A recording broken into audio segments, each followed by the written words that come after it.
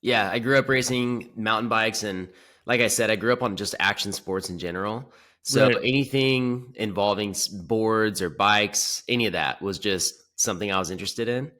But bikes kind of stuck. And I got a mountain bike from my dad, just a dirt jumper. I don't know if you're familiar with the early 2000s line of Konas, the Kona stuff. It's one Oh of those yeah. bikes that most mountain bikers that are my age, I'm 32 now, had at one point, or they had a Kona Stinky. Right. And that's when Freeride was getting big, Red Bull Rampage stuff. And that's really what I wanted to do. But then I actually started racing a little bit more because I was getting injured so much, even as a young age, trying to do free ride stuff. Like I was Right. building myself mulch piles in green belts by my house when I was 14, and I was hucking backflips. I literally would put on like hockey gear and like go just learn these tricks.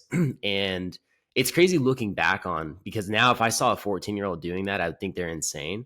And so it's cool to almost give myself a little credit for it now, because at the time I was just trying to do something. So I ended up getting into downhill racing because I thought I would be injured less, funny enough. And I really did like the racing side of the sport. Interesting that choice, Derek. Yeah. yeah, that did not prove to be true. And I think there's other influences that kind of pushed me that direction. But yeah, worked my way up to the professional ranks. And that's where I was first introduced to nutritionists and trainers, and started paying attention to my health and my performance, and really how it could actually affect my downhill racing. Because up until that point, I knew being physical was important, but it's such a technical focused sport that I didn't think eating tomatoes would make a difference. Like I grew up eating like Reese's Puffs and Pop Tarts every day. So I did not think that trying to have a whole food based, well rounded diet, any of that made, like, I didn't think any of that mattered. So it was really intriguing to me. And it was funny because when I started stepping away from racing, my interest in all that side of the sport really grew and grew. Well, we've got to go back for a minute. So, what year is this that you're starting to get into downhill racing? Is it what, like 2006, 2007? I'm guessing. Yeah, I want to say it was maybe a little earlier, like Okay. 2005. Okay. And I started racing professionally around 2000. I think 2009 was my last year in juniors. And Okay. then I had my first pro season in 2010. And then I had the biggest injury I've had at that point, funny enough, a torn ACL. And that's when I started kind of going in and out of the sport a little bit. And it was funny because even before that, as a junior, I remember I'd be on the chairlift at a national round. I was in Angel Fire actually, and I'm sitting there with I rode for Yeti at the time, and Damian Smith, who's still the manager of that team. I was talking to him. I was like, "Man, what do you do after racing?" And I remember it was so weird to me to ask that, because as a 18-year-old who has a potential career in this sport, who, like, what 18-year-old's even looking beyond that?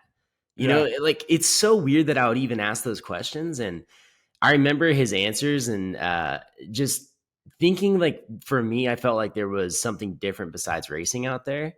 And so it was interesting to look back at that as well, now that I've really made things full circle through Dialed Health, and be like, wow, like I didn't think I could actually even be happy if I wasn't a professional athlete. And now I have a job that feels like it's literally like built for me. And I have custom built it for me, but at the same time, I just couldn't imagine doing something that was more well suited for me, and has more longevity. So yeah, it's really, really interesting how all that happened. Yeah. And I bet a few things happened between that chairlift ride and you doing what you're doing now. And I'm really curious at the very beginning when you're getting into free ride, and that was kind of when free ride was being born. Were you in it when the cranked videos came out? Because those were the very first videos I ever saw. I had them on VHS where I was like, guys like Richie Schley. I'm trying to think of some of the other writers, but like that was Yeah, kind Wade of, Simmons, yeah, Kyle Strait was up and coming. yeah, You had racers like Cedric Gracia going out there, meeting up with those guys. Yeah, absolutely. So those were an influence, but I was more of I think right after Cranked, when all the New yeah, World Disorder videos came out. sure. That's Okay. really what I grew up on, was like New World Disorder, and uh, I'm trying to think of, the Collective, Rome, Right. and then race videos by Clay Porter.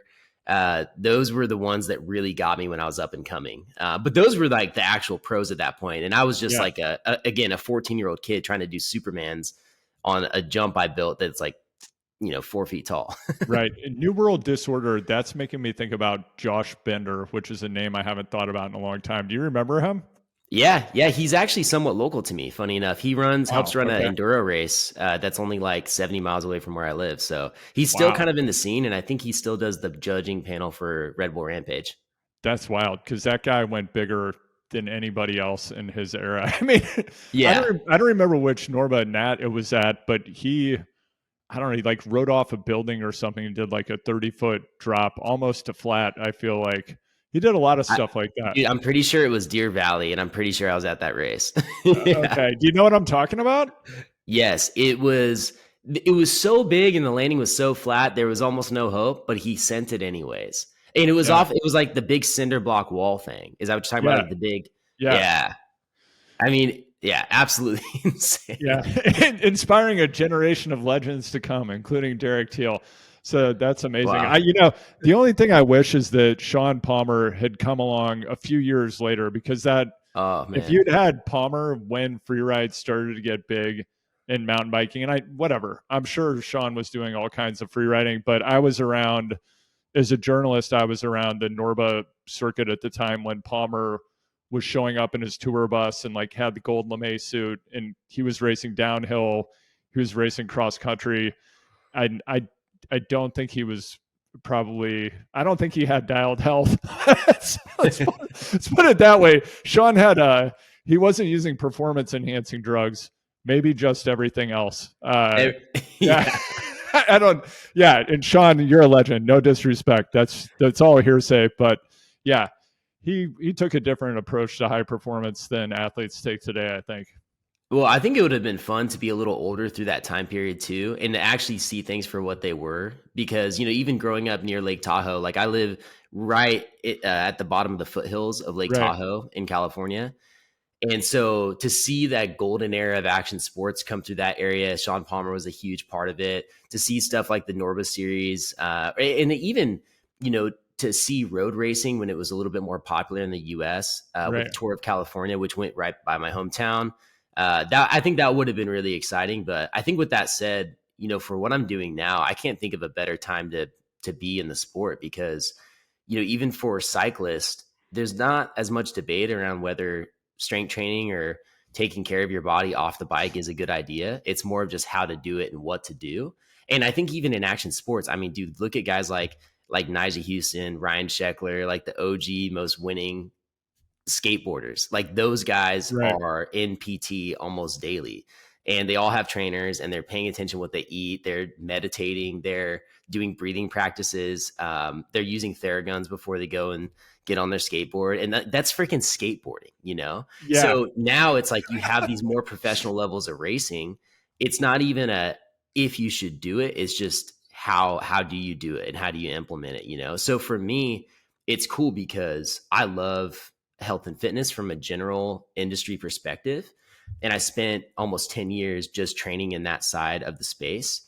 And it like that alone is interesting enough. But my first love is bikes. And so the fact that I can bring them together and really actually impact people who are struggling to balance the two is like, it is the coolest thing ever. And I even think if Sean Palmer was around now, he would have a trainer because he's too competitive. You could be Right. like an absolute party animal, but if you're competitive enough, you're not gonna say no to things that are clearly gonna work.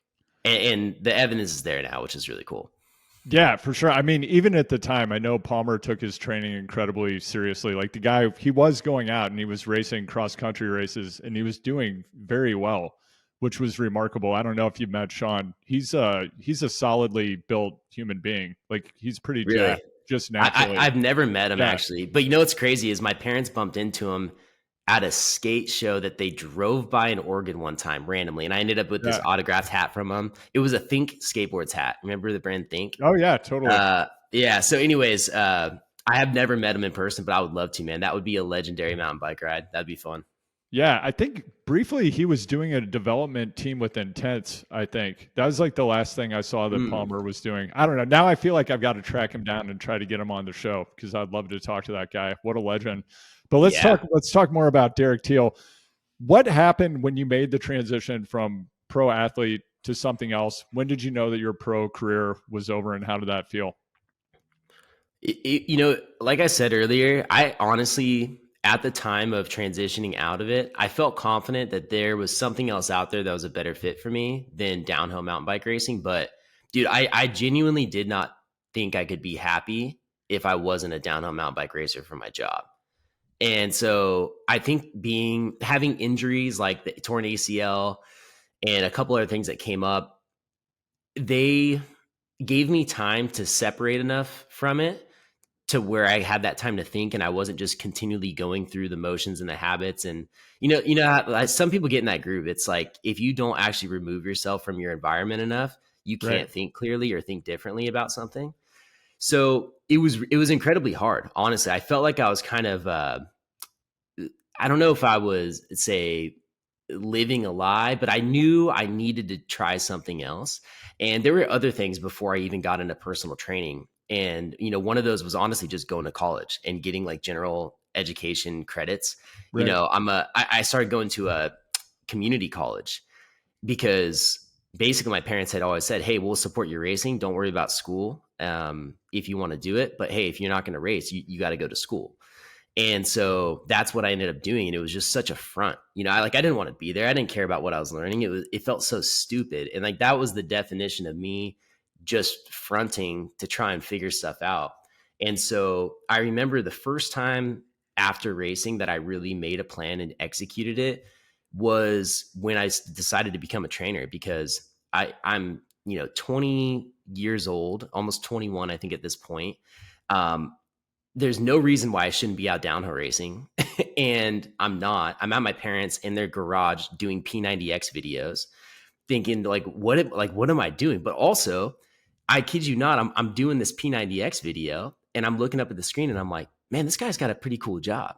Like he's literally just doing a bunch of push-ups and pull-ups and getting people fired up. And I was like, man, maybe I should be a trainer. Like I could do this. And I will say, the one thing I knew about myself at that time was that I was naturally encouraging. I think that was a gift I just have from.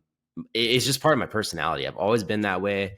I like to motivate people and get people fired up to do something. So even at that time, I saw what he was doing, and it's kind of over the top, but at the same time, I just felt like it could be a good fit. So I started looking into what it would take to be a personal trainer. And I had minimal time in gyms at that point. I think when I went to gyms, I'd spend more time just like in the sauna and like playing racquetball and like do a couple of reps of bench press and call it a day. I was that kind of guy. I never used machines. Like I didn't know how to do anything, but I was like, all right, I'm going to become a trainer. It looks like pretty minimal start point. I called all the gyms in my area up and down California and asked like what is the best training cert for me to go get. And I made a plan to go get it. It was like a 3 to 6 months process. Did my studying, executed it, and became a trainer within like I think it was 4 months or so from that point. And that's when I was fully committed to just becoming a full-time trainer and focusing on having an impact in the general health and fitness industry. And prior to that, like when you were downhill racing, as you mentioned, you were somebody who was very serious about it. Were you lifting at all and doing any strength and conditioning for downhill, or were you just riding? Yeah, I was for sure. And even growing up, I was physical. My dad had me doing push-ups and pull-ups when I was 12 years old. He's a career-long CHP officer, No SWAT way. team, FBI, a lot of awesome stuff. And he basically would have me being very physical, take us on crazy hikes, running. I grew up doing some triathlons, actually with Nielsen Palace, funny enough. He grew up in my Really? hometown. We both would do Ironman triathlons. And so, or Iron Kids triathlons. Right. And then, I'd be on the cross country team. And there were other things too. I would go dig dirt jumps all day. And also, I had a stint in karate, which I strangely took very seriously in Bok Fu and worked my way up to. it was like halfway through the junior black belt ranking to almost to a certified. I did kickboxing. So I was always like physical in and out of different sports. And there were these like few things that I was like very disciplined about. One of them was like building dirt jumps. Like I would literally say 100 more shovel loads before I can leave, stuff like that. And, I'm 12 years old. No one's telling me to go do this, but I wanted dirt jumps. No one was going to build them for me. We didn't have bike parks then. Like these kids don't understand. You would spend an entire winter building dirt jumps. And then the first month of summer, your city would come and tear them down and you have to rebuild them. Like that was our journey to like free ride. And so anyways, it's total side tangent, but I would also get freakishly disciplined about karate. And I think that's one of those things, physically training mindset that early on, I took it really seriously, like too seriously for a 12-year-old, for instance, there were all of these, like katas or moves that you would learn, like self-defense movements. Like, oh, if someone comes up and grabs your shoulders from the front, this is what how you defend it, essentially. And so there were all these different movements you would learn through the belt system. And one of the achievements you could have was to know every single one of them by command. Like they just say the name of what it is and you bust it out. And I was like one of the only kids at the whole studio that actually took the time to practice enough to be able to do that. And I remember getting this like gold star that was a patch on my pants, it's just stuff like that. It's funny looking back and seeing where the discipline came through. And it always came back to this mix of physicality and then just like some type of like very focused effort. So yeah, I think those were the sports where it kind of shone through. So when I came into training, I wasn't completely like I knew how to do a push-up. I could do this is actually really funny, but I did so many pull-ups growing up. I had my high school pull-up record for a time. It was like 44 pull-ups. So I remember, it's funny because this stuff's almost coming back to me. I haven't talked about it in a while, but yes, I was very familiar with strength training, but more so from a like a body weight perspective. I did some focused programs for training for downhill, a lot of dumbbell work, but that was pretty much it. When you hit 44 pull-ups, what was your body weight? Do you remember? Oh, it was, dude. I wrestled in middle school, 8th grade, like 113. So I was for sure under 140. Gosh, I was probably like 130 pounds. I think it was like my freshman or sophomore year of high school. Yeah, that's pretty good. I was like, it was actually, I think that it was broken by like a gymnast girl who was like $110. Yeah. That did like a ridiculous amount of pull-ups, Yeah. But that was always something I was just raised on, was just push-ups and pull-ups. Even now, my dad, in his 50s can bust out a set of 25 strict pull-ups. It's pretty sick. Wow. Did you have a pull-up bar in the house? Oh yeah, always. Was it like doorway pull-up bar? Like what we had a power rack, Okay. like a pull-up dip station in the garage growing up. Yeah. It was next to my dad's indoor trainer, funny enough. And we also had one of those multi-grip rock climbing things above the door handle when nice. you walked in the house. Yeah. And it had like 2 big pull-up grips on the top corners that you could do pull-ups from. So it was in my face a lot. Nice. So your dad rode bikes also? Yeah. Yeah. He was the one who, well, it's funny. He got me the mountain bike when I never really asked for it, pushed me through the mountain bike direction. And then he was the one who always tried to push me towards endurance, because he told me, he's like, dude, you have a natural gift for endurance. Like you should focus on this.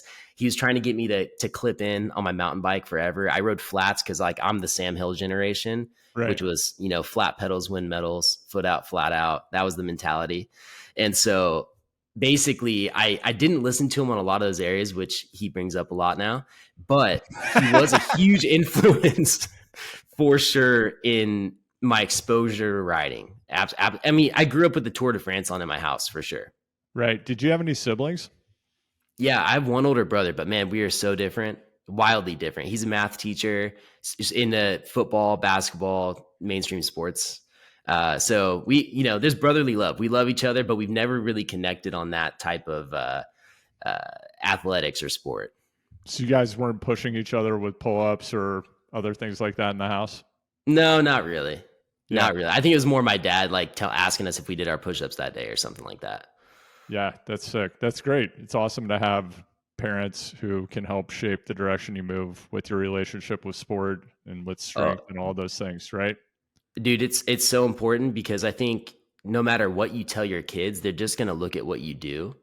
And so whether it's how you treat your wife or how you treat your own body, I know for me, I recently moved my commercial gym space into my garage now that I'm online only. And so I have my whole garage built out, which is actually what's behind me as a Right. gym. And it's so cool because my kids see me working out. I bring them out here. They play on the stuff. They grab the 5 pound dumbbells.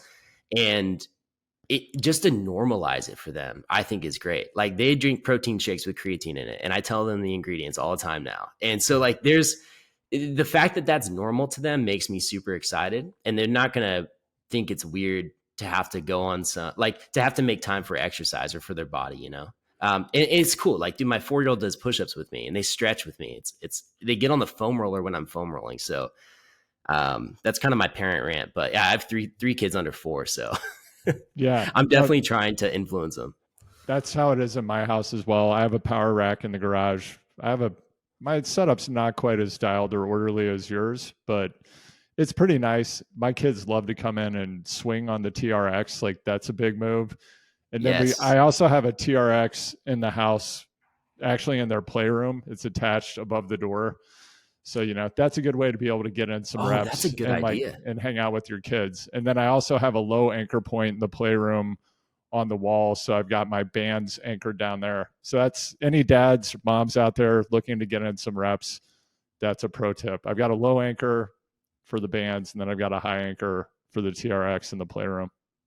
With the low anchor on the bands, are you doing handled bands or are you doing like the rip stick from TRX or something like that? I generally I just have a band on there for like doing lifts, chops, things like that, Nice. plank rows, that type of thing. But Nice. yeah, And I bet your kids grab the band and they rip on it all the oh time. Like yeah, just yeah, yeah. totally. I've had to give them some instruction about not attempting to pick up the 24K kettlebells that are strewn. Right? It's like, which they can pick them. I'm like, nah, not right now. That's not what you need to be doing. So how did you get the idea for Dialed Health, and when did this become the focus? Just working in this specific area. So when I became a personal trainer, like I said, I felt like I was kind of still almost living a lie because I had gotten out of downhill, which is what I always thought I'd be doing. And so I felt like I had some unfinished business in regards to racing. And I really wanted to settle that score. And it's funny because at the time I was personal training, I'd got my first trail bike. I got a Santa Cruz Nomad, like the original gravity dropper post. I think this was early 2013. And I was just trail riding, once or twice a week as I did all my personal training. And that's when enduro was becoming a real sport. It was a big sport before that, but it was becoming like a Yeah, mainstream mountain bike staple. right. And so I was really interested in it because I was now doing that type of riding and it was more physical. And because I felt like I had that unfinished business with racing, I was like, you know what? I want to try this out. So I ended up moving home. I was kind of chasing my now wife, but girlfriend at the time up and down the state. And so I had come home, I was training, I was living back in my parents' house, and I was like, you know what? I want to go out and try an enduro race. And I went out and I did pretty dang well. It was like a local race. I think I finished like 10th or something like that because I was honestly just so out of shape when it came to pedaling. And it was a Right. lot of the tracks in California are very, very pedal heavy for enduro. And so I remember thinking, like, first off, why did that kill me so much? Because I'm in really good general fitness. So I got to figure that out. But also, I still have a lot of the bike skill that I have from downhill. And I think this could be an opportunity for me to see if a racing career really is once and for all a thing for me. So I basically came up, this was like my next real formal plan that I made. And I talked to my parents about it because I think at the time I'm 23 years old or something. And I just told them, I was like, hey guys, there's this sport. I think I can do well. I want to try 2 years of going out and pursuing this sport. And if I don't have a legit pro contract by the end of this 2 years, I'll move on and I'll focus on whatever else. And at the time, dialed health wasn't a thing, but I was just in person training doing a variety of that. I had boot camps on the weekends. I trained small group. I did one-on-one. I was just like a full-on freelance trainer. I'll train anybody and everybody that wants to hire me. And so at that time, I started getting back into enduro. I still had a lot of my old connections. And because I was racing pro, I was quickly becoming friends with like some of the top enduro racers in the country. And I started getting some podiums at a lot of the big West Coast races like California Enduro Series, and really becoming like one of the top competitors in the country for enduro racing. And I wasn't winning, but I was consistently doing well. And at the end of the 2 years, even though I had conquered a lot of the demons I had with racing, which was like how to be consistent week in, week out. Can I enjoy it? Can I go through a race weekend without too much anxiety to where it's not even fun? Those were things I really wanted to conquer. And so I did those things, but I still wasn't beating the real like top racers, because we have a huge crop of top talent in America, and only a few of those are actually ranking in the world. And those were the guys, I might beat on a stage here or there, but I wasn't beating them enough to where I had real sponsorship opportunity to make this a career. And it's tough, dude, because I was really close. Like I was really close to making it happen, but it didn't. And my commitment, like to my family, to myself, it was 2 years, and then I redirect. If it's not going to happen after 2 years, and after all the previous years I've done it, I think it's time to move on. And I stuck to it, and that's when I really went full on into dialed health. And I bring up that whole endeavor into enduro because when I was racing with some of the top athletes in America, a lot of them knew I was a personal trainer. So they started asking me about strength training off the bike. And there's a lot of natural conversation that would come up in the transfers on these races because, you sometimes have a 3-hour climb between stage 1 and stage 2. And so you're just kind of cruising up, you're talking to other athletes, and, they'd bring it up. And I really realized how much of a need there was for the actual strength side of it. And because I felt a lot more confident about what I was doing on the bike, I felt like I understood how you could balance the training and actually get your best out at races and out on the bike specifically. And so I made my first online program at the end of that year to sell as a PDF guide. And it was cool because it had links to YouTube, and it was a pretty well done, clean single program, which is now my off-season enduro program that I currently offer on my website.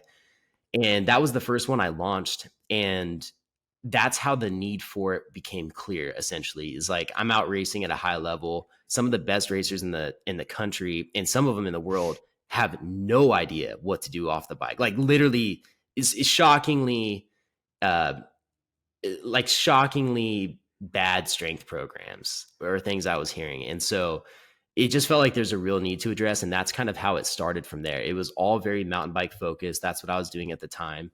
And I made those connections early on through the racing that I did. What were people doing? Were they just grabbing muscle and fitness and doing some bodybuilding stuff? Kinda. Yeah. I mean, I would almost say almost more powerlifting stuff. Like a lot of Okay. guys would just find some crazy like Russian 10 by 10 program and Right. start just crushing themselves. And this is a tough thing for a lot of cyclists. And I see this on the side, like the more endurance side or the full on pro road side of it, is that these guys like to work hard. These guys are tough. Like they also like to train their legs. So when they go to a gym, the natural thing is, oh, I want stronger legs. I should destroy them. And not only that, but I'm willing to a lot more than the average person because I already know what it's like to have my legs blow up from lactic acid and push them to the extreme. Like I'm gonna go do deadlifts followed by I'll go do heavy deadlifts followed by Bulgarian split squats followed by leg extensions and then calf raises, and then I'm gonna do walking lunges until failure, and I'm gonna feel really good about that. And then I'm not gonna be able to ride my bike for a week. And Right. then I'm not going to strength train for another month because of that. And this is like perpetual cycle of like forever soreness and never actually getting quality strength training. So that's a lot of what would be happening. It was like a power lifter adding on a ton of accessory work. Derek, you mentioned one of the things you wanted to overcome when you went back to enduro racing after you'd walked away from downhill was that you wanted to get over being anxious during a race weekend. Can you talk a little bit about that? I'm always really interested in what an athlete's relationship is with like having the optimal level of arousal, because some people perform best when they're super anxious. Some people, like I had Allison Jackson on twice in the past few months. Her attitude is any race I enter, I'm going to win the race. And I think she genuinely feels like that. I personally, like, I've never really felt like that when I've walked into a race. But what was it like for you? Well, it's awesome that you had her on. She was my last podcast guest, and Yeah. she's such a legend. We were talking about how she uses dancing as a warm up, and I was breaking down why it's such a good warm up, actually. And it was really cool to connect on that. So, shameless plug, but she was on my podcast recently, and total legend. For me, with the anxieties, I think I can't help but feel a little bit nervous for almost anything that I do. Like there's times before filming a workout video where I feel a little bit nervous, but I think it comes down to knowing why I'm doing it and feeling excited about the end result. And so when I'm excited about the end result, like for me filming a new program or doing a podcast like this or leading a group workout or a group ride or actually going out and doing like a race, I really have my why now. And for instance, even for me to go do like Unbound 200, like I did this year, I'm looking at it from the opportunity of building my brand, of being with the community, creating a sense of uh, credibility for myself when as a coach, when I talk to athletes about doing this. Like I'm checking all of these boxes just by showing up on the start line. And dude, at the end of the day, I like to go out for hard rides anyways. I would probably be doing something very similar to this on this Saturday anyways. And I think knowing all of those things leads me to my why, which helps me perform well and like relax. But even knowing all that, dude, I still get nervous. And that is what feels like the sweet spot. Before growing up and not really having a why and feeling like I have to do this or I'm not going to be happy, essentially with the downhill racing. Like if I don't perform and I don't move up in this ranking system of downhill racing, then I'm just not going to be happy. Dude, I would get debilitating nervousness to where I couldn't eat. So then my performance is bad. And it's just this compounding snowball of suck. And that is something I really wanted to conquer when I came back into enduro racing. So I think knowing the why was important, but also understanding that if you don't have fun at some point of the process, you're probably not going to perform your best anyways, because you're not going to likely get into that flow state the same way. Now, on the other hand, if you don't have any type of nerves, I think it could be scary because it is like a form of energy, and it's a form of focus to where it's like this instinct to where you have to be hyper aware. And as long as you are staying aware of your surroundings and not getting so tunnel vision that you don't perform, I think it's probably a good thing to have a little bit. But I say I have this tattoo on my neck. What side is it? It's over here. It says breathe. And that's actually my first trigger, like trying like that's how I handle anxiety if I feel it pop up. Just on a daily basis anyways. That's like my very first thing. If I feel the trigger of anxiety, I know I need to take a deep breath. When you feel anxiety, where do you feel it in your body? Mostly my stomach and then my head. But I'll feel my stomach like it's almost crippling, like it wants to pull you forward or like pull you down. And then a lot of times you just start feeling like your head, like things are closing in on you a little bit. And then it's a breath thing. Then you don't breathe. Yeah, you gotta breathe. It's an important part of You got to breathe. I think Probably the most important part of staying alive. Yeah, I mean, debatable, but yeah. you bring up a really interesting point, though, that if you're doing anything that matters to you, typically you are going to feel some level of nervousness, and if you don't, there's it's a different type of challenge potentially. And I know that Demi Vollering said before the time trial at the Tour de France that she actually didn't feel nervous the day she woke up, and she was like, I have to get my head in this, which she obviously did because she won the race. But yeah, I mean, that's it's Dude, not. I almost brought that up as an example, by the way. We're on the same Yeah, wavelength yeah, because yeah, that just totally. happened. And she said, I was a little worried that I wasn't nervous. Like I was too Yeah, chill. I had to amp myself up a little bit. yeah. So going way back, and I guess this connects to now as well, but what's the feeling that you get out of riding bikes? Why do you like it?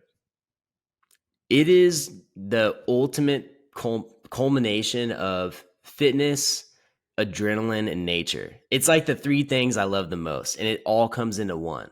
And I think what the coolest thing about riding is that you can lean into certain parts of it more than others at times. You know, there's times where you can go for a ride with almost zero performance goals or intention, but it's so beautiful that it completely, like, you get lost in it. You know, I just did a ride in a Yosemite Valley and it was insane, dude. You're looking around and you're feeling the air on your face, and that's a moment where it's just pure nature. Or some of the trail rides I've done through Tahoe even are just unbelievable. And so you have that nature side of it, which is, and just being outdoors, which I think everyone needs to experience in some way. Some way. Then you have the performance aspect. There's days you don't care about any of the visuals and you're there to do 300 watts for X amount of time. Or you're there to do this race and get the fastest time down this mountain. Or you're there to absolutely blow yourself up on a 5 hour training ride prepping for Unbound. And so that's when the competitive side of it comes out. And then you also have and I guess that comes with the, like, just the pure fitness as well. You know, there are times where I'm like, yes, I do this for fun. I do this to get outdoors, but it's also my workout, which physiologically is one of the, you know, most proven best things you could do for your body. So that's a huge side of it. And then you have the adrenaline, dude. When you're hitting a 40-foot double on a mountain bike, or when you're doing 50 miles an hour on a road bike and you're going around a corner, or maybe you're doing that and you almost crash, but you don't, and then you come away from it, that is a feeling probably better than, well, I haven't done enough drugs to actually tell you what that, you know, comparably would be like, but I could imagine that's probably as good as any drug you could take. It's insanely, like, it's insanely good. Like, it just feels good. It feels like you cheated death a little bit. It's like that adrenaline is just rad. Or even if it's not a near death moment or crash moment, like sometimes just like now what I experience on the road bike, pace lining with some dudes that are all just throwing down, and you just have that good bro energy and you're just going for it. That can just feel so good. I get fired up talking about it. That's how I am even with strength training, dude. And that's why I love it too, is that sometimes, you know, I don't feel like going for a ride that day. And, you know, I've ridden 4 days a week without fail for years at the minimum, and a lot of weeks more. But there are days I genuinely wake up and I'm like, dude, I feel like strength training today. Like, I don't feel like riding. And it's a lot of it's because of what it does to you physiologically. You know, when you do pick up like a heavy trap bar deadlift and put it down, it's a good feeling. And same thing, even if you're just doing a stretch that hits the right spot, it's just a very, very good feeling. It's therapeutic, and it's so good for your body that it's like that result that you always want. So I'm sorry, that was such a long-winded answer as to why I like to ride a bike, but that's all of it right there. No, that's a great answer. I love it. And you know, as you mentioned, you have three kids, twins are in the picture now, and you're also talking about things like hitting a 40-foot double, which if that's me, I'm getting off and walking my bike. You know, if we ever hang out in real life, maybe you could show me how to do just a basic double, because I'm kind of a wheels on the ground mountain biker Okay. at this point in my trajectory.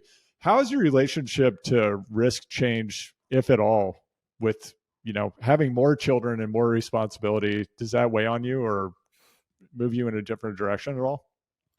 Yeah, I feel it sometimes at random, you know, at random moments. You know, it's interesting. When I went into downhill racing, I mentioned I want to get injured less, and I quickly found out that was not the case. And when I had stopped racing, I also had told myself, I'm like, you know, this is really nice because, or one of the upsides is that I probably get injured a lot less. And I remember literally the summer that I first stopped racing. This was before the trainer. I was skateboarding at a skate park, did a flat ground kickflip, and I broke my finger so bad that they had to graft bone out of my wrist and put metal bars that went all the way through my finger. Like, you could see how this knuckle is all distorted still. Like, I could never fit a Whoa. ring on that finger. Okay. And I have arthritis in it almost daily. Like, it's crazy. It's one of the worst injuries I've had, but it's my finger. And so I remember doing that, and I was like, I just did a kickflip. I've done 2,000 kickflips in my life. And I was like, I am never again going to let the fear of injury stop me from doing something that I want to do. because it could happen stepping off a curb. It could happen during a kickflip. It can happen doing a 40-foot double on the mountain bike.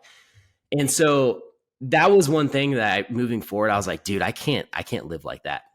Now, with that said, I have moved more into the endurance side of the sport because that's genuinely, I think, where my interest has fallen in the performance and I like to pedal, dude. I just love, like, I did a Everest on my trail bike, was like the first big endurance feat that I did, and that really sealed the deal of being like, dude, it's all about pedaling. I just love pedaling now, and so I've spent more time on the road bike, on the gravel bike, on my cross country mountain bike. I rarely ride gravity focused stuff as much.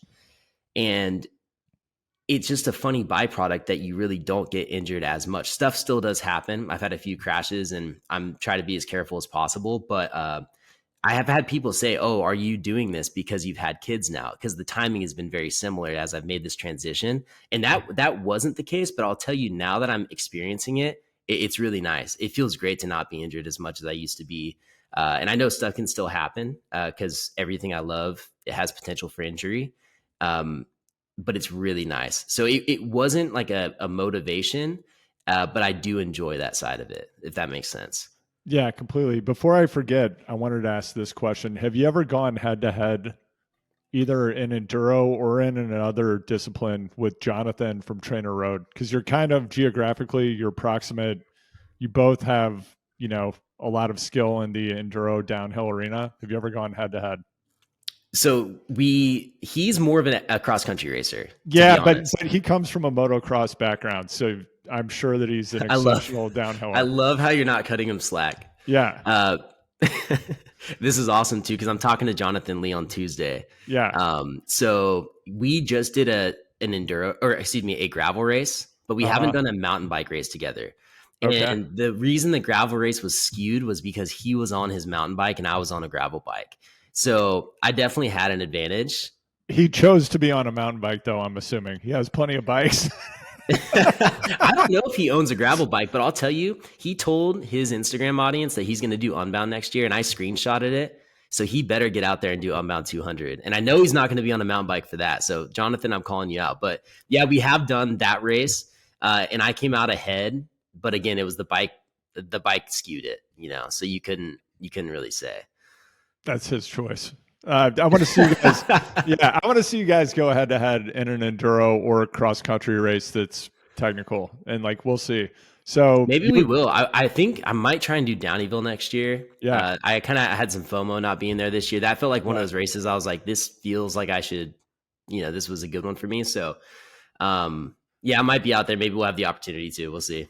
yeah. Well, it starts here. It starts today. The challenge has been issued. The gauntlet has been thrown down. So, Jonathan, if you're listening, or even if you're not, I'm going to reach out to you. I want to make this test of wills and skills happen. Shots fired. Yeah. So, Derek, to go in a different direction, as you've dialed up Dialed Health, content's been a huge part of what you've done. And I've heard you talk about just like ramping that up and kind of what your thoughts were about some of the content that you made initially versus how it was received and then the direction you've taken it. Could you talk about at the outset, what was your intention and what did you think would work? Well, with content specifically, the goal has been to build Dialed Health as a brand and leave myself open to opportunities that are bigger than just me or my name. And so I started Dialed Health on all social platforms. And I will say, to go way back to the first thing that I did that was successful that I abandoned were these things called Trainer Tuesdays. And this was before I actually was. This was the start of Dialed Health, but before it was specifically strength training for cyclists. I ended up doing these funny videos where I would have like a remake of Ferris Bueller's Day Off or Dirty Dancing or Nacho Libre. I would do these like skits and it would somehow segue into a lesson about training or nutrition essentially. And there were these like 5-minute videos that started catching wind in my hometown. And on Facebook at the time, some of them got over 10,000 views, which for me, I was like, it was crazy because it was bringing in enough business for me to transition to running my own business full time, just with in-person work. So this was all before Dialed Health was strength training for cyclists. I was enduro racing at the time, but it was funny because I realized I started being successful with the funny parts of the content, and people saw that as the value opposed to the actual training information. And then I also started doing videos that I just like that got a little weird, because I'm trying to be like more eye catching and do crazier stuff. And it got to a point I was like, you know what? Just because you're successful at something doesn't mean that it's the right thing to do for you. Like you can go and be successful in areas that aren't true to who you are. They don't line up with your morals. And it's just because of that reason, it's not a bad idea. So just because you can doesn't mean you should. And it's crazy because I literally just stopped the videos because I was like, you know what? This is successful, but this is going the wrong direction. And I'm not into this. And so it's funny because, dude, yeah, we actually ended up making this one video we never put out where we filmed it in this gym I was training out of at like midnight. And it was supposed to be this take on like BDSM. And like we had like bands and I was hanging from these bands and I was like screaming. And dude, literally, it sounds almost weirder than it was because I'm like the least perverted guy you've ever met. But I remember thinking, I was like, why am I even doing this? This is like too much, Like this is too far outside of like it's funny, but it shouldn't be coming from me, is how it felt. And thankfully I've unlisted all those videos off of YouTube. But yeah, basically that was the first thing where I was like, whoa, like I'm doing well with content, but I need to like be intentional about where I'm taking this, right?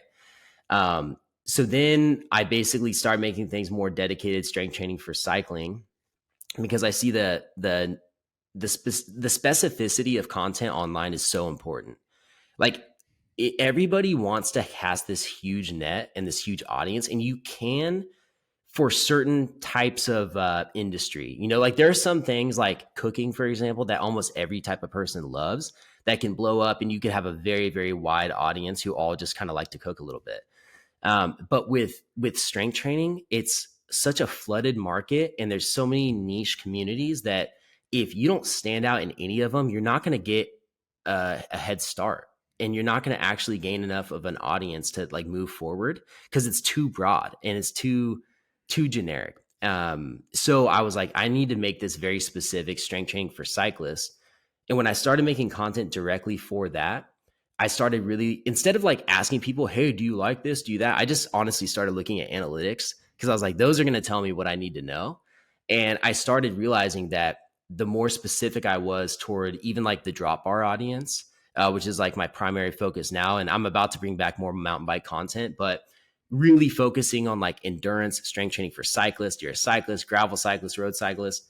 That's when things started making more sense. And it was when I realized that my audience are cyclists and it's not people from that general health and fitness industry. Cause it's weird. I'm a trainer who is from the general health and fitness industry. And that's the content that I produce, but it's all for cyclists. So I had to be very direct with it. And when I started building out content that started with good writing clips, it was enough to stop people from scrolling.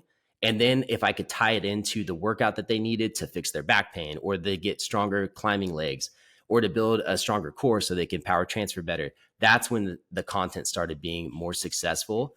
And that's also when I realized I was like, dude, not only am I being more successful with the content, but it's actually supporting the thing that I want to grow, which is dialed health. And so that's basically how I've kind of navigated it over the years, and just try to be adaptable, really, because, some years, reels are big. Some years, other styles of posts are big. Sometimes photos are big. Sometimes uh, other types of content get pushed by the algorithm. So you just have to you have to know that you need to flow with that. And you can't get too stuck on the way you want to do it. And you have to do it the way that your audience wants to receive it. Totally. And within the You know? context of what you're trying to do with your business, what you want to do as an athlete, and then how it fits into your family life, how do you think about things like going to do Unbound, or, doing a double Everest, which require a massive time commitment and a huge training load? Well, that's taken a lot of time to figure out since I've transitioned more to the endurance side of the sport. And I feel like this is a place where I'm really going to stay because it's tough, man. You could go out and have a good race result, and you get bit by the bug in the thought of, I need to do this a little bit more, or like, oh, maybe I could kind of like compete with this pro or that pro, or, ooh, maybe I could be a little bit better. And it's really distracting. I think that there's a lot of high level, local, like domestic athletes that are just so distracted by their success that it holds them back from doing other things that they should be. And I didn't want to fall. I didn't want to be that person. Like I knew I had to like almost like let this side of it go, because on one hand, I'm trying to train myself to get the best performance I can, because I want all of my members to know that I'm in it with them. Everybody that uses my programs, they know like I'm doing the same strength training. I'm riding as much as I can. I'm trying to actively improve my nutrition and lifestyle habits, just like I'm telling them to do. There's not one thing I'll ever ask of somebody that I'm not willing to do or haven't done myself, period.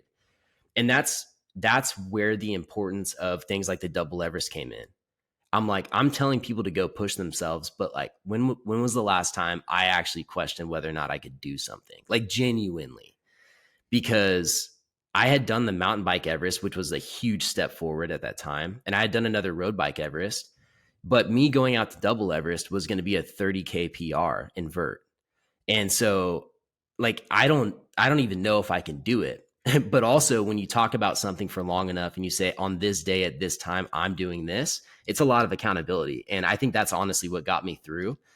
But those are all things that have felt necessary to add credibility to myself as a brand. So even though it does take time away from family and it's a lot of like money and financial risk too, like I've, up until very recently, I've paid for the majority of these projects, and I'm just now getting enough sponsor support to actually do things that I really want to do.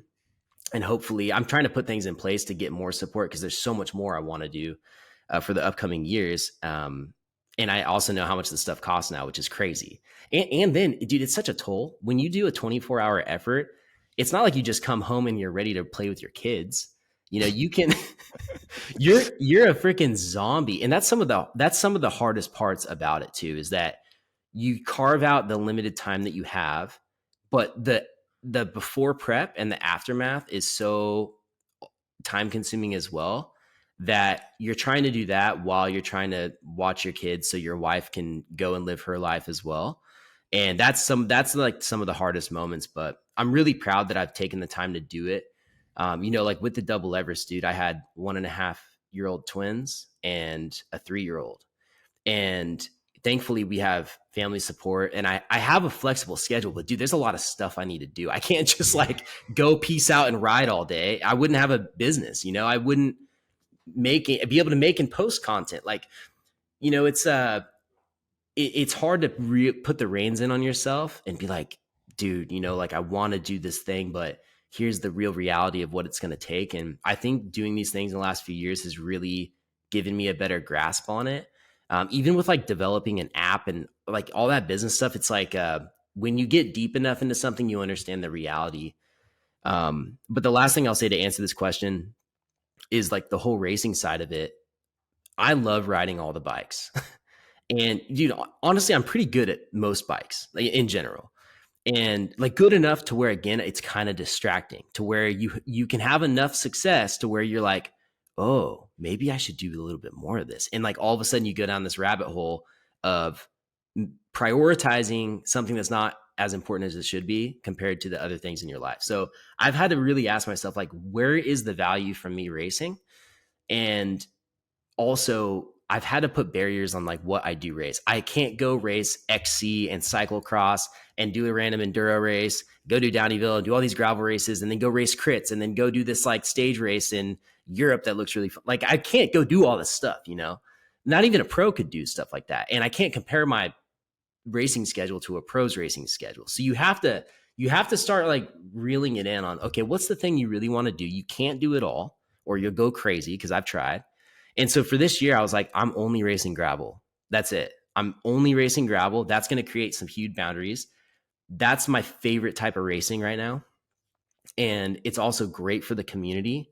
And I also do well enough to add credibility and to get good content. So for me to go to a race, it's not about getting on the podium. It's about showing up, showing my preparation, being with the community at races, and doing my best, and then making sure I have content around that. And the combination of those things really supports my business. And dude, at the end of the day, I'm genuinely having so much fun gravel racing that that's another part of it too. It's something I really do for fun. And there's times where the work side of it can overshadow just the pure fun. But even out there, sometimes when I'm riding, I've gotten better at being present during gravel races and looking around and just being like, dude, this is sick. The race I did with Jonathan Lee was in Carson City in Nevada, and you're looking at the backside of Lake Tahoe, some of the mountains. And I'm coming down this fire road. I'm doing like 35 miles an hour in the drops for a couple miles. And I'm just dead straight looking at this mountain range, and it's got snow on it. And I'm literally thinking, I'm like, dude, this is pretty badass. Like, I'm out here in the high desert, hauling ass on my bike, looking at this insane view. Like, I'm proud of this moment. You know what I mean? And also, like, even out racing Unbound, I want my kids to be like, dude, my dad is doing a 200-mile race across Kansas on his bike. Like, it's just cool, At least it is to me. Maybe they think I'm an absolute idiot, or they will. Who knows? But I think those are all like the reasons that making the time for racing is worth it for me. But I've had to put a lot of boundaries around making it feel like it's the right thing to do, because it's just easy to get carried away with stuff.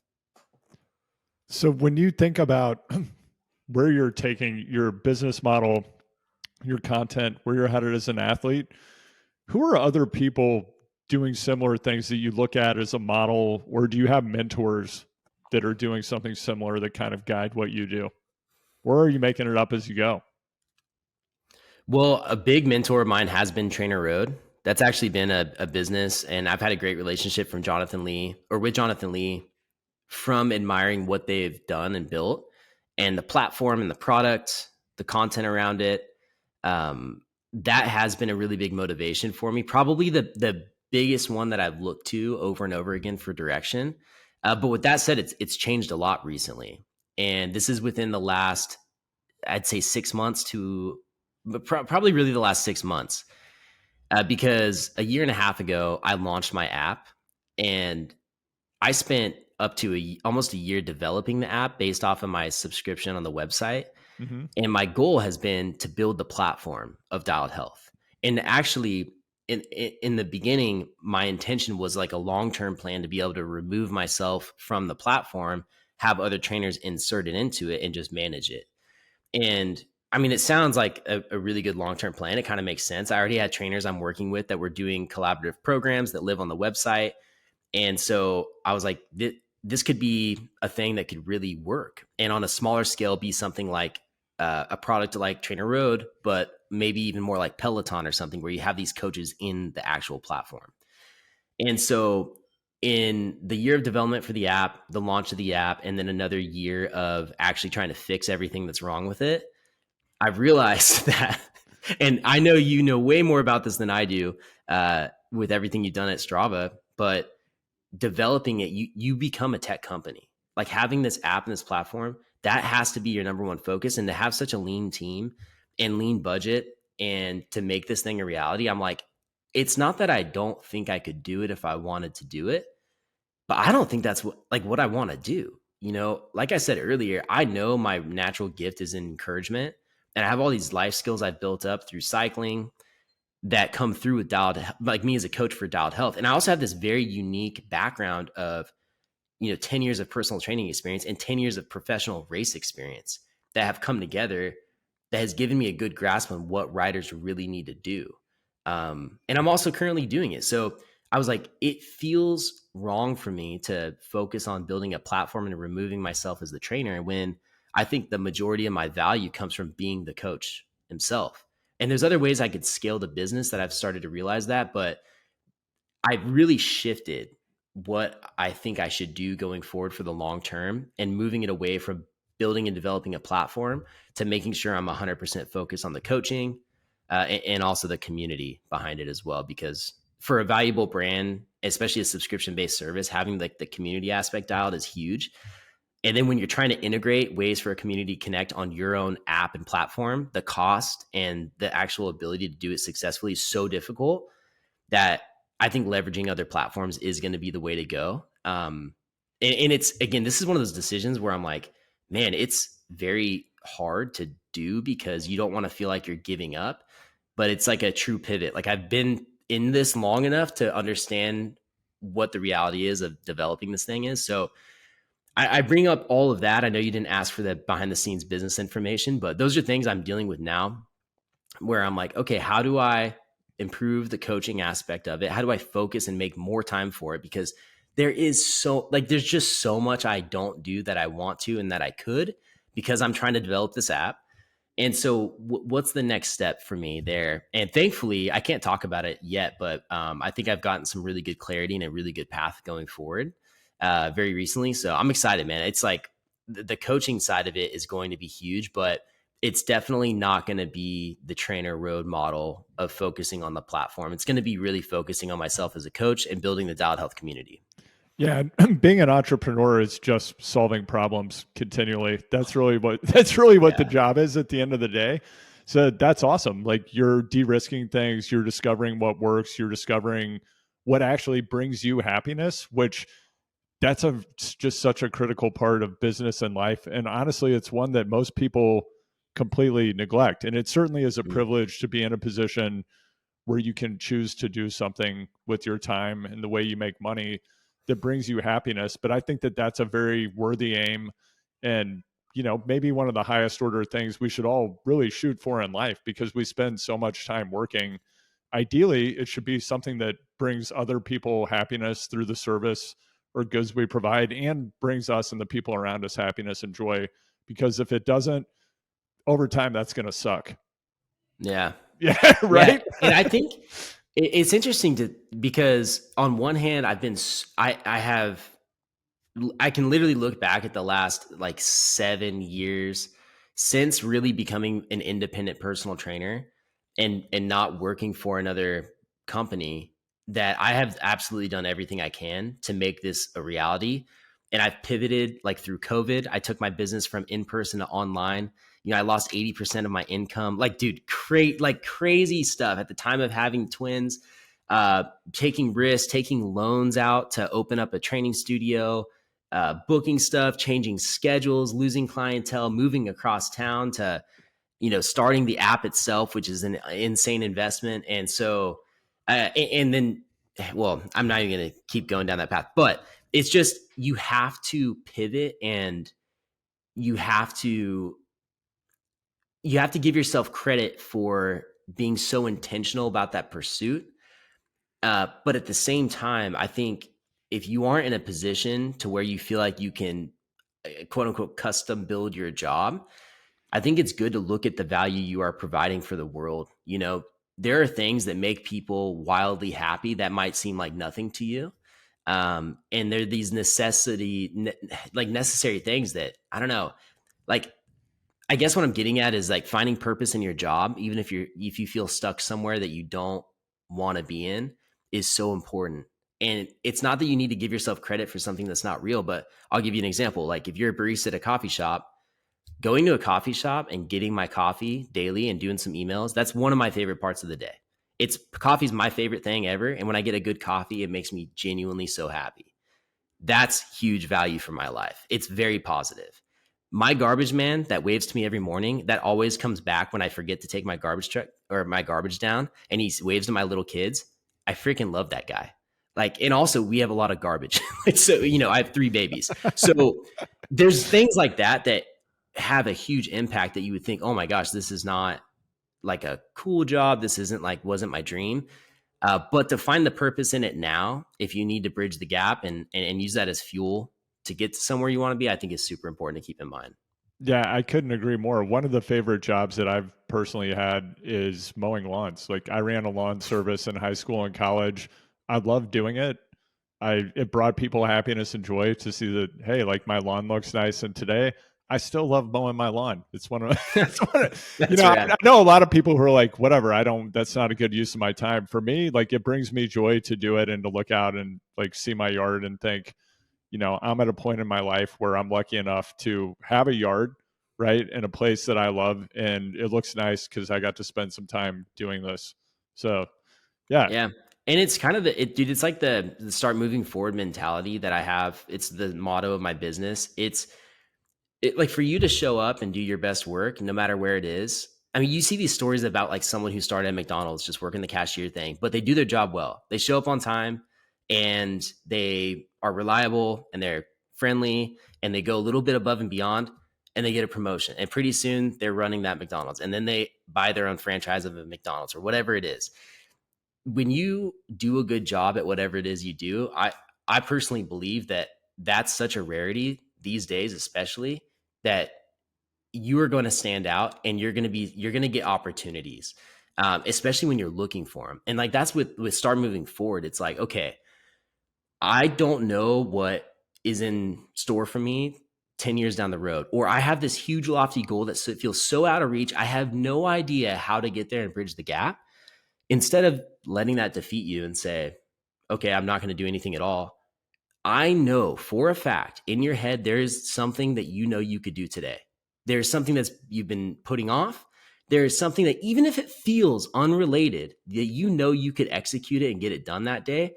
And the thing that's so important about doing it is that you check it off your list and it opens up your brain to think about the next thing. Or you learn something through the process of getting that done that is an experience you didn't have before. And because of that, you're wiser and you can see things differently beyond that point. You could see opportunities that were there, but you just couldn't grasp it because you had this thing in front of you. So step by step, you have to start moving forward and make that decision every single day, even if you don't know how this thing is going to get you to the next point. Like I never knew I'd have this full circle uh, job of dialed health and strength training for cyclists when I left to become a strength coach and quit downhill racing. I thought that was it. And again, who knows where I would be if I didn't let go of the enduro racing endeavor. And I just kept going because I was so close and I was so close. You know, I kept doing the next thing, even though I didn't know where I'd end up. And I'm really happy where that's now. And honestly, it gives me so much confidence as an entrepreneur going forward to be like, dude, I think I know kind of the direction I'm going, but if it doesn't work out that way, I'm sure it's because there's something better in store that I can't even envision right now because of my current experience and my current like wisdom level or something. So you got to start moving forward. Whatever that thing is on your mind right now, you got to just get it done so you can move forward. And the last thing I'll say on this is that this is like how you develop confidence as well. I don't. Do you listen to Ed Milet, motivational speaker? I haven't. He's one of my favorite dudes. He will get you fired up to just get stuff done. But he's also very introspective and, he'll talk about your feelings a little bit, but he also will say, hey, get your ass up and get some work done, which is, I think, the perfect balance. So he basically says the way to create confidence is to keep the promises that you make to yourself. So whether that's saying, I'm not going to have alcohol today, or I'm going to wake up and not hit my snooze button tomorrow, these little things are how you actually build up enough confidence to feel like you can go and do the big thing that you're maybe not trying to do. Like it gets you one step closer and it makes you believe yourself that you'll do something when you say you can do it. Because I know I've been in positions in my life where I want to do something, but I don't really think I'm going to do it because I never really do. I never really follow through. But if you're the type of person that says, I'm drawing a line in the sand, tomorrow I'm not going to have any alcohol. Tomorrow I'm going to track all of my food. Tomorrow I'm going to do the 2-hour ride that I have planned. And I'm going to wake up extra early to get it done. When you execute on those things, it may seem small, but then it makes you feel empowered to do the next thing. And that's what it's all about. This is start moving forward. It's do the next thing and build up that self-confidence by executing the small things well. And Derek, that's how you're going to go ahead and beat Jonathan Lee at Unbound 2024. So you heard it here first. Derek is going to beat Jonathan Lee at Unbound 2024. And Derek, I'm really grateful to get to spend some time with you today and hear more about your journey. So thanks for being here. Really appreciate it.